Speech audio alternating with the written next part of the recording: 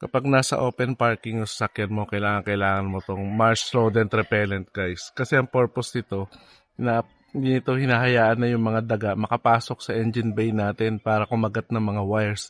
Diba laking hassle nun? Safe na safe to kasi gawa to sa mga natural ingredients, plant-based. Ang kailangan mo lang gawin, spray mo siya sa loob ng sasakyan mo o sa engine bay mo 3 times a day for 7 consecutive days. Kapag ginawa mo yon, no, makakaasa ka na hindi napupuntahan ng daga yung sasakyan mo. So, subukan natin. So, gagawin nyo lang guys, hanapin nyo yung mga lugar sa engine bay ninyo na prone sa daga.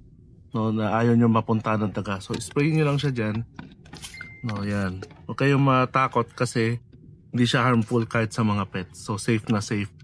Yan, spray nyo lang siya dyan. And then, gawin nyo lang yan ng 3 times a day. And then, goods na yan. So, yun guys, ganun lang siya kasimple. Kung gusto nyo makabili nito, click nyo lang yellow basket or yung link sa description ng video na to. So, highly recommended kapag nasa open parking yung sasakyan ninyo.